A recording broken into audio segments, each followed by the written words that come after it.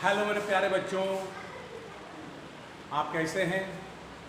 चलिए, सब ठीक ठाक है। सबका समाचार बहुत बढ़िया, अच्छा से पढ़ाई लिखाई चल रही है। चलिए, बहुत खुशी की बात है कि सारे कोचिंग स्कूल खुलने वाले हैं 9th से लेकर 10th 12th तक। तो चलिए, आज हम लोग सेकेंड वीडियो का फंक्शन करने जा रहे हैं। 12th मैथ का एक टॉपिक आता है वेक्टर अलजेब्रा, जहाँ से 10 से 16 नंबर तक क्वेश्चन पूछे जाते हैं। बड़ा आसान चैप्टर है। आइए, एनसीईआरटी का चैप्टर नंबर 10.1 है। और यहाँ पे हम लोग देखे थे इसके पहले वीडियो में रिप्रेजेंटेशन ऑफ ए वेक्टर देखे थे।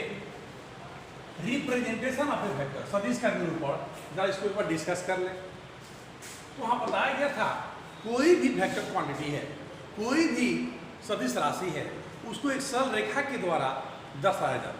एक सरल रेखा स्ट्रेट लाइन के द्वारा निरूपित किया जाता है, जिसके एक किनारे पर तीर का निशान लगा रहता है। और जिस किनारे पर तीर का निशान होता है उसको क्या कहा जाता है? हेड कहते हैं, टर्मिनल पॉइंट कहते हैं, फाइनल पॉइंट कहते हैं। जबकि दूसरे सिरे को, दूसरे किनारे को, दूसरे एंड को क्या कहते हैं? टेल कहते हैं, इनिशियल पॉइंट कहते हैं, उच्च कहते हैं और प्रारंभिक बिंदु कहते हैं। यहाँ पर देख लीजिए, एक वेक्टर हो गया, यहाँ पर सरल रेखा हो गया, तीर का निशान हो गया, इसको हेड कहते हैं, इसको टेल कहते हैं, यह पॉइंट ए है, यह पॉइंट बी है। तो वेक्टर ए बी पढ़ेंगे, इसको ए बी और ऊपर तीर का निशान लगा देते हैं ए से बी की तरफ। अगर ऐसे लिख दें बी ए, क्या होगा? एरो उल्टा हो जाएगा, ए से बी। इनिशियल पॉइंट ए पर, फाइनल पॉइंट बी पर, इनिशियल पॉइंट ए पर, फाइनल पॉइंट बी पर, दोनों एक ही है। उसी तरह एक और यहाँ पर दिखाया गया है, यह सी है, यह डी है।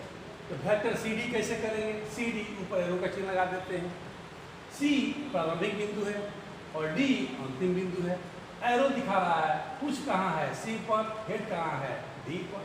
अगर उल्टा करेंगे तो उल्टा एरो हो जाएगा, दोनों का मान सेम हो जाता है। इस पर सवाल बनता है, बहुत अच्छा सवाल बनता है। जैसे यहाँ पर एक सवाल दिया गया, कहता है निम्नलिखित सदिशों की व्याख्या करें। इसके बारे में आपको कुछ बताना है, तो ध्यान से देखिए। सदिश के निरूपण से इसकी जानकारी आप कर सकते हैं। यहाँ दो बातों पर ध्यान देने वाली बात है। हम जरा इसका एक्सप्लेनेशन यहाँ कर देते हैं। ये दो सदिश है ए और बी। आप क्या देख रहे हैं? दोनों की रेखा की लंबाई, ये छोटा है और ये बड़ा है, यानी वेक्टर ए का परिमाण कम होगा और वेक्टर बी का परिमाण क्या होगा? अधिक होगा। यहाँ दो पॉइंट्स निकलेंगे। पहला आप यह कह सकते हैं वेक्टर ए का परिमाण वेक्टर बी के परिमाण से कम है। ये देखिए, इसकी जानकारी आपको मिल गई। इसको देखने से आपको यहाँ दो बातों की जानकारी हो जाती है। पहले रेखा की लंबाई देखेंगे, जिसका छोटा होगा उसका परिमाण कम होगा, जिसकी रेखा की लंबाई बड़ी होगी परिमाण अधिक होगी। ए का परिमाण कम होगा, बी का परिमाण अधिक होगा, क्योंकि रेखा की लंबाई छोटी है। या कह सकते हैं बी का परिमाण ए के परिमाण से अधिक है। दूसरा एरो का चिन्ह देखिए, दूसरा पॉइंट यहाँ मिलेगा एरो का चिन्ह। एरो का चिन्ह देखिए एक दिशा में है, तो हम कह सकते हैं वेक्टर ए तथा वेक्टर बी की दिशा समान है। ये देखिए, दोनों की दिशा समान है, लेकिन परिमाण इसका अधिक होगा, इसका कम होगा। सदिश के निरूपण से हम ये दो पॉइंट बता सकते हैं। अगर सदिश को निरूपित किया गया हो तो जब ध्यान से देखिए, यहाँ पर भी आप दो पॉइंट्स कर सकते हैं। सोचिए, पहला पॉइंट यहाँ क्या होगा मेरे प्यारे बच्चों? पहला पॉइंट क्या होगा? यह ए है, यह बी है, यह सी है और यह डी है। इसका पहला पॉइंट आप यह कर सकते हैं, दोनों रेखा की लंबाई बराबर है।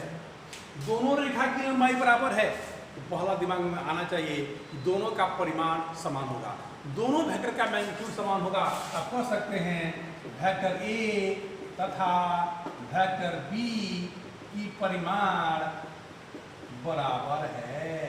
ये देखिए। अब दूसरा क्या कहेंगे? एक का एरो इधर है और दूसरे का एरो इधर, तो दोनों की दिशा एक दूसरे के विपरीत है। यह एरो दिशा बदलाएगा, उल्टा है, तो लिख सकते हैं ए और बी की दिशा, ए तथा बी की दिशा एक दूसरे से विपरीत है। ये दो जानकारी मिल जाए। अब सी में देखिए, यहाँ पर आइए सी का, यह ए का था, वह बी है, यहाँ सी का लिखते हैं। ध्यान से देखिए, दोनों को ध्यान से देखिए। इसका रेखा की लंबाई बड़ा है और इसका रेखा की लंबाई छोटा है। इसका परिमाण अधिक होगा, इसका परिमाण कम होगा। लिख सकते हैं वेक्टर ए का परिमाण वेक्टर बी से अधिक है। परिमाण अधिक है पहला पॉइंट। और दूसरा क्या है, देखिए दोनों की दिशा क्या है, परस्पर लंबवत है। वेक्टर ए तथा वेक्टर बी परस्पर लंबवत हैं। ये देखिए, तो दो जानकारी मिलेगी सदिश के निरूपण से, इसकी जानकारी आपको मिल सकती है। यहाँ देखिए डी को देखिए, यहाँ पर कर देते हैं, ये डी पॉइंट यहाँ कर देते हैं। यहाँ पर भी दो पॉइंट की जानकारी होगी। इसकी रेखा की लंबाई छोटी है, इसकी रेखा की लंबाई बड़ी है। ए का परिमाण कम होगा और बी का परिमाण अधिक होगा। लिख सकते हैं पहला पॉइंट, ए का परिमाण बी के परिमाण से कम है। ये देखिए। और दूसरा पॉइंट देखिए, एक का एरो इधर और दूसरे का एरो इधर, दोनों अपोजिट डायरेक्शन में है, दिशा विपरीत होगी। लिख सकते हैं ए तथा vector b, a vector a तथा वेक्टर बी की दिशा विपरीत है। ये देखिए, तो जब भी सदिश को निरूपित करके कोई पूछे, आप दो बातों की जानकारी दे सकते हैं, लेकिन कितना होगा यह आप क्लियर नहीं कर सकते। हाँ, कंपेयर कर सकते हैं कि किसका अधिक होगा किसका कम होगा, ये जानकारी मिल सकता है। लेकिन किसका अधिक होगा किसका कम होगा यह कहना मुश्किल है। कितना होगा ये कहना, एग्जैक्ट कहना मुश्किल है, लेकिन कंपेयर कर सकते हैं रेखा की लंबाई से कि कौन बड़ा होगा और कौन छोटा होगा। आगे आता है अगला पॉइंट, यहाँ क्लियर किया गया है, मैग्नीट्यूड ऑफ ए वेक्टर, सदिश का मापांक। किसी सदिश का मापांक निकाला जाता है कैसे, देखिए। तो सदिश का मापांक यानी मैग्नीट्यूड ज्ञात करने का मतलब होता है सदिश को अदिश में बदलना। सदिश का मापांक ज्ञात करने का मतलब होता है सदिश को अदिश में बदलना। सदिश को अदिश में बदलते हैं किसके द्वारा, तो मॉडुलस लेकर उसका मापांक निकालो। सदिश का मापांक ज्ञात करने के लिए मॉडुलस, समांतर रेखा, मॉडुलस का उपयोग किया जाता है। किसी भी सदिश का मैग्नीट्यूड निकालना हो, परिमाण निकालना हो, तो उसको मॉडुलस के अंदर दो समांतर रेखाओं के बीच रख दिया जाता है, उपयोग किया जाता है।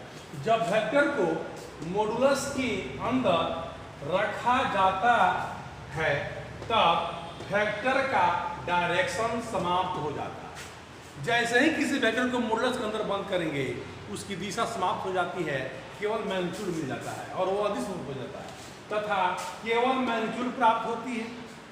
जैसे देखिए सदिश ए का मापांक, सदिश ए का मापांक का मतलब है मॉडुलस का यूज करेंगे, वेक्टर साइन है, अब यह अदिश बन गया, इसका मतलब है वेक्टर साइन समाप्त हो जाएंगे, केवल मैग्नीट्यूड बच गया। यह वेक्टर है लेकिन यह क्या है, स्केलर है, यह भी क्या है, स्केलर। सदिश ए बी का मापांक, ए बी को क्या करेंगे, मॉडुलस के अंदर बंद कर देंगे और ये ए बी हो जाएगा, वेक्टर साइन खत्म हो गया, ई भी अदिश हो जाएगा। जैसे ही मॉडुलस के अंदर बंद करेंगे वह सदिश अदिश बन जाएगा और ये वेक्टर साइन समाप्त हो जाता है। सदिश आर का मापांक, तो आर को मॉडुलस के अंदर बंद करेंगे ये अदिश हो जाएगा और ये वेक्टर साइन समाप्त हो जाएगा।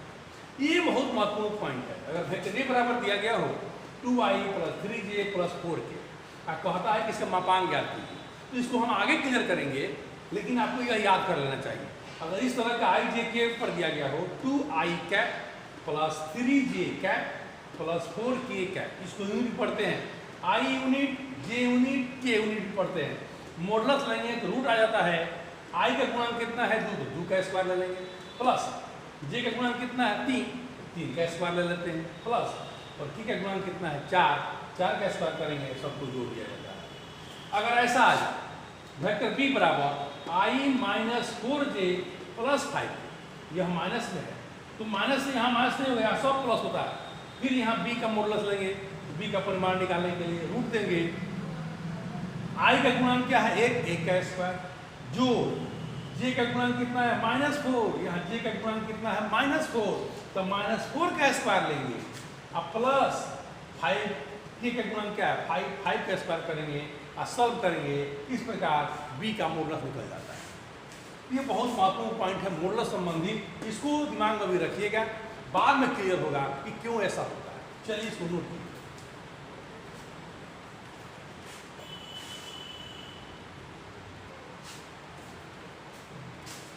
आइए मेरे प्यारे बच्चों, ये अगला हेडिंग है, बहुत महत्वपूर्ण है। दो सदिशों के बीच का कोण ज्ञात करें। बच्चों को ये समझ में नहीं आता है कि दो वेक्टर के बीच का कोण कैसे निकालें। ये बहुत ही महत्वपूर्ण टॉपिक है, जरा इसको ध्यान से समझिए। कैसे आप एंगल निकालेंगे, दो वेक्टर के बीच का एंगल कैसे निकालेंगे? Angle between two vectors to find angle between two vectors, दो सदिश के बीच का कोण ज्ञात करें। तो देखिए क्या करता है, दो वेक्टर्स के बीच का एंगल, दोनों वेक्टर्स के दिशा पर निर्भर करती है। जब दोनों सदिशों का टेल एक दूसरे से जुड़ा हो, जब दोनों सदिशों का टेल एक दूसरे से जुड़ा हो तो उनके बीच बना कोण सदिश के बीच का कोण का मान देता है। जब दोनों का टेल जुड़ जाए और तब जो कोण बनता है वही कहलाता है सदिश का बीच का कोण। जबकि शीर्ष यानी हेड के मिलने पर एरो की दिशा में, जब दोनों का हेड मिल जाए तो एरो की दिशा में सदिश की रेखा को बढ़ाकर, जब हेड मिल जाए, एक या दो मिल जाए, तो एरो की दिशा में सदिश की रेखा को बढ़ाकर उनके बीच का कोण ज्ञात किया जाता है, जो निम्नलिखित है। आइए एग्जाम्पल से समझते हैं कैसे आप दो सदिश के बीच का कोण निकालेंगे। जैसे पहला एग्जाम्पल है, एक वेक्टर ए है, दूसरा वेक्टर बी है, और दोनों का देखिए टेल, दोनों का टेल मिला हुआ है। इसका भी टेल यहाँ पर, इसका भी टेल यहाँ पर, इसका हेड इधर है, इसका हेड इधर है। और जब टेल मिल जाए, ये जो एंगल बनेगा यही हो जाता है दोनों सदिशों के बीच का कोण। इस डायग्राम में बड़ा सिंपल है, वेक्टर ए तथा वेक्टर बी के बीच का कोण बराबर थीटा, यानी यहाँ पर थीटा क्लियर है। जैसे अगर ऐसा दे दें, एक वेक्टर इधर गया, दूसरा वेक्टर इधर गया, यह ए हो यह बी हो, यह एंगल दे 60 डिग्री। इसका मतलब यहाँ पे थीटा का मान कितना निकल जाएगा 60। क्यों?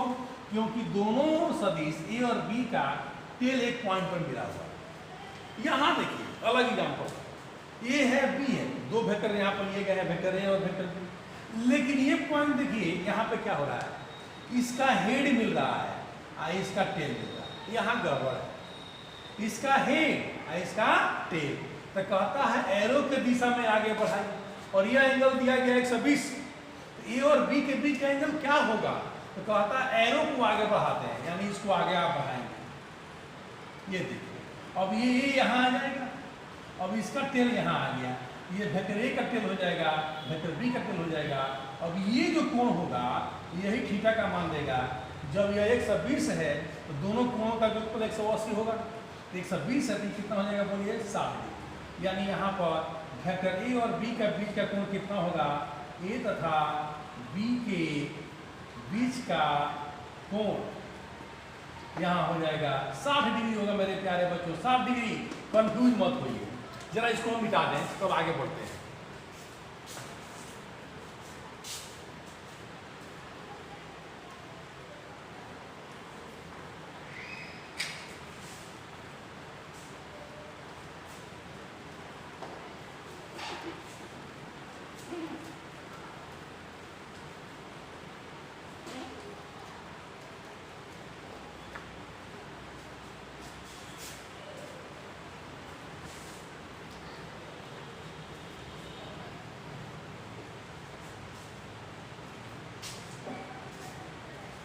इसको देखिए, तीसरा नंबर, दोनों वेक्टर है, यह वेक्टर ए है और यह वेक्टर बी है। दोनों का शीर्ष है यह 60 डिग्री है, तो दोनों को आगे बढ़ाएंगे, इसको आगे बढ़ा देंगे, इसको आगे बढ़ा देंगे, यह एंगल थीटा हो जाएगा, यह ए होगा और यह बी होगा।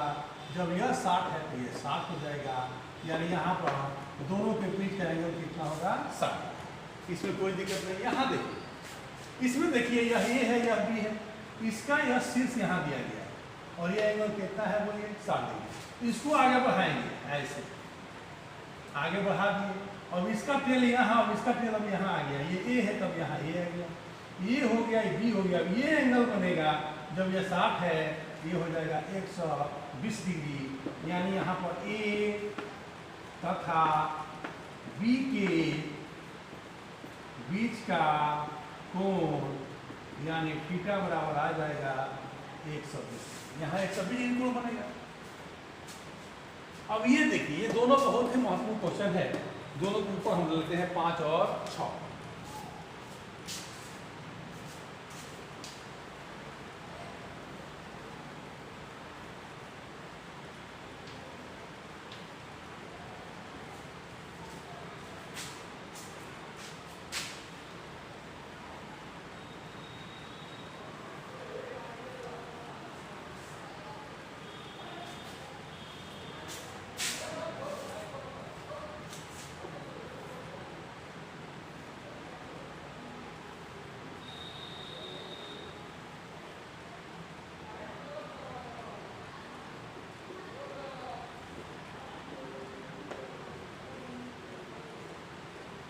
अब ये देखिए एंगल है 30, ये एंगल कितना दिया गया है 120। इसका यहाँ पर देखिए शीर्ष है, इसका टेल है, शीर्ष को आगे बढ़ाइए। अब यह वेक्टर यहाँ आ गया और ये जो एंगल होगा यही थीटा का मान देगा और ये 120 डिग्री है, ये कितना हो जाएगा बोलिए 60 डिग्री। ए और बी यहाँ लिख सकते हैं, पहला केस ए और बी के बीच वेक्टर ए तथा वेक्टर बी के बीच का कोण कितना होगा मेरे प्यारे बच्चों, थीटा का मान यह नहीं होगा, ये हो जाएगा। ये 120 है तो ये कितना होगा बोलिए 60। देखिए बी और सी के बीच निकालना हो, यहाँ दिया गया है 30। बी और सी के बीच निकालना है मेरे प्यारे बच्चों। देखिए तो बी और सी के बीच यहाँ पर क्या मिल रहा है, इसका टेल है, इसका हेड, इसको हेड को आगे बढ़ाएंगे। अब यह मान लेंगे कि अब बी अब यहाँ आ गया, अब ये दोनों का टेल बन गया। जब यह 30 है तो कितना होगा बोलिए 150 हो जाएगा। यहाँ पर लिख सकते हैं किसके किसके बीच, बी और सी, वेक्टर बी तथा वेक्टर सी के बीच का कोण, इसको θ1 इसको θ2 करेंगे, यह हो जाएगा 150। अब यहाँ सी है और यहाँ ए है। इस पॉइंट पर देखिए जो कोण बना है, इसका शीर्ष है, इसका टेल है, तो शीर्ष को अब आगे बढ़ाएंगे। अब ये हम मान लेंगे कि सी अब यहाँ आ गया, ये इधर सी इधर, यह एंगल बन जाएगा, यह भी 30 है, यह भी 150 हो जाएगा। यहाँ पर लिख सकते हैं सी और ए, वेक्टर सी तथा वेक्टर ए के बीच का कोण θ3 कितना होगा 150। यह एंगल नहीं होगा, यह एंगल होगा, यह एंगल नहीं होगा, यह एंगल होगा, यह नहीं होगा, यह एंगल होगा। तो ध्यान देने वाली बात, तो एरो पर डिपेंड करता है। इसी क्वेश्चन को हम अलग ट्विस्ट कर सकते हैं, अभी जस्ट चेंज कर सकते हैं। जरा इसको देखिए, इसको देख लेते हैं तो हम क्वेश्चन को देते हैं, आप बनाकर लाइएगा। जैसे ही सवाल को देखिए, हम इसको मिटा देते हैं।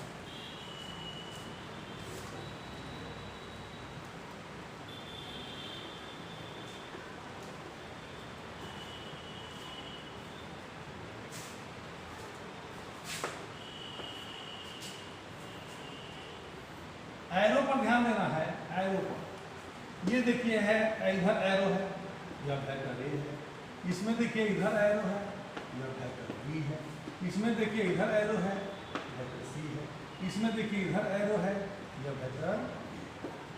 अब ए और बी के बीच निकालना है, यह एंगल दिया गया है 120। इसका एरो है, बोलिए बाबू कौन बढ़ाइएगा, यह बढ़ेगा यह बढ़ेगा, एरो वाला को आगे बढ़ाते हैं। किसको बोलिए, एरो को आगे बढ़ाएंगे। ये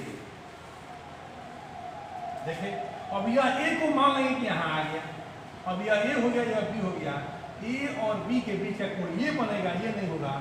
टोटल जोगफल कितना होगा 180, यह है 20, 120, तो ये कितना होगा बोलिए 60। ए और बी के बीच का एंगल कितना होगा बोलिए 60।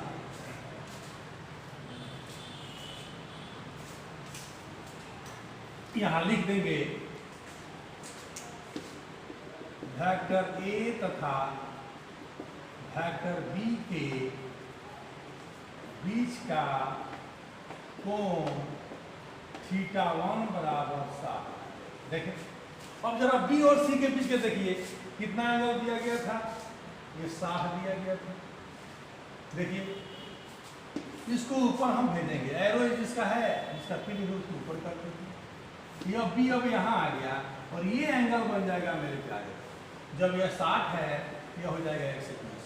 बी और सी के बीच वेक्टर बी तथा सी के बीच बना कोण कितना हो गया, 60 है 120 है, 120 डिग्री हो जाएगा। सी में देखिए इस पॉइंट पर सी और डी, ये एरो है, इस एरो को आगे बढ़ाइए, ये एंगल हो जाएगा इसका सी और डी के बीच, और डी और सी के बीच ये आगे बढ़ेगा, यह हो जाएगा डी और ये एंगल बनेगा।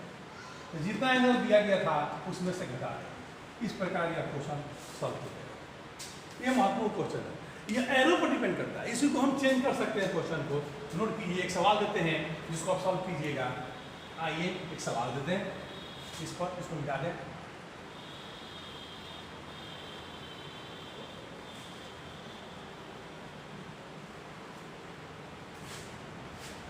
एक एग्जाम्पल और देखिए, अगर इस तरह दिया जाए, एक वेक्टर है वेक्टर बी और ये है एक्स एक्सिस, यह है वेक्टर ए और ये है वाई एक्सिस। ऐसे यह एंगल दिया गया है, सपोज कीजिए यह एंगल दिया गया है 75 डिग्री और यह एंगल दिया गया है 45। आपको आता है फाइंड ए और बी के बीच एंगल निकालें। वेक्टर ए तथा वेक्टर बी के बीच का कोण यहाँ पर कैसे निकलेगा? तो ये एंगल कितना है 45 और ये एंगल कितना है 75। तो ए और बी के दोनों का टेल यहाँ लगाया, तो हमको ये एंगल चाहिए, यही एंगल चाहिए। इस एंगल को निकालने के लिए आप क्या करेंगे, ये पूरा हो गया 75 माइनस ये कितना हो गया 45। जब दोनों को घटा देंगे तो थीटा का मान आ जाएगा। आया बात समझ? यहाँ पे क्वेश्चन लिखिए, फाइंड द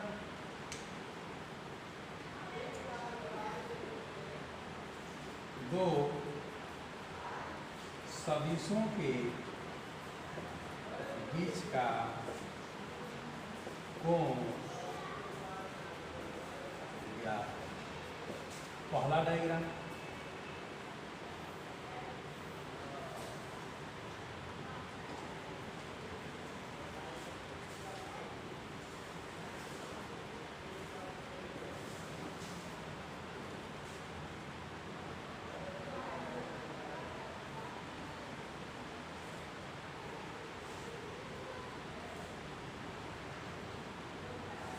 यहाँ से निकाल देना है आपको ए और बी के बीच का कोण, बी और सी के बीच का कोण, सी और ए के बीच का। एक और डायग्राम है,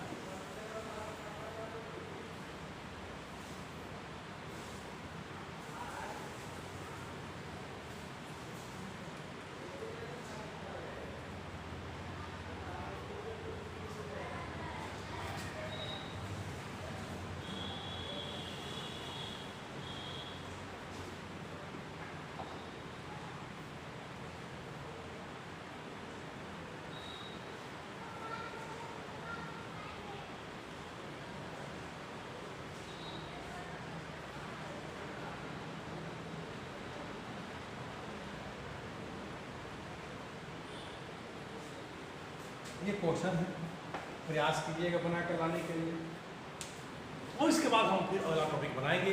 यहाँ तक सभी लोग पहुँच जाए। That's all.